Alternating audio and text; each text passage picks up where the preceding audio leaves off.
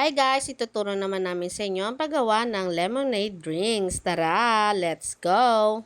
Sa 16 ounce na baso, maglagay ka ng 200 ml na tubig. Mga baso na ginagamit po namin guys ay nabibili po yan sa mga milk tea shop. Kung malayo nga ang palengke sa inyo guys, pwede din kayo bumili sa mga online shop katulad ng Shopee at TikTok. And then maglagay ka ng half scoop powder. At haluin nyo lang po yan para matunaw at hindi magbuo-buo ang powder pag nilagay na natin ang ating yelo. Optional nyo naman guys maglagay ng 10 ml na fructose. Kung sa palagay nyo ay okay na yung lasa, ay go nyo na yan. Amin naman guys, nilalagyan namin yan para hindi mawala ang lasa o tumabang kapag nilagyan na namin na maraming yelo.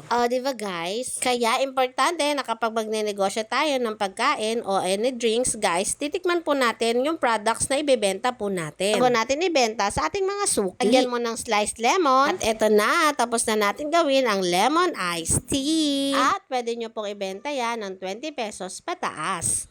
At syempre, ang isusunod natin guys ay ang aming bestseller na Yakult Lemonade. Sa 16 ounce na baso, maglagay ka ng 150 ml na tubig muna. At pagkatapos natin ilagay yan guys, isusunod naman natin ang paglagay ng 1 scoop lemon powder. Ang mga lemonade powder guys ay nabibili lang po yan sa palengke. Sa tindahan ng siomai, ng hotdog, palamig powder. Diyan nyo po yan mabibili. At meron din po yan sa mga online shop. At syempre, pwede ko din po sa inyo i-share ang link kung saan po kayo makakabili para may idea na kayo kung ano yung mga idadagdag nyo sa inyong tindahan. At pagkatapos nyan guys, tsaka nyo po yan lagyan ng yelo. Huwag nyo lang po masyadong pupunin guys ang paglagay ng yelo sa ating baso dahil lalagyan po natin yan ng Yakult. At syempre, idagdag na din natin ang ating sliced lemon. At ayan na, tapos na natin gawin ang ating Yakult Lemonade. Pwede nyo po yan ibenta ng 50 pesos pataas. Yan lang guys, maraming salamat sa inyong panonood. Bye-bye!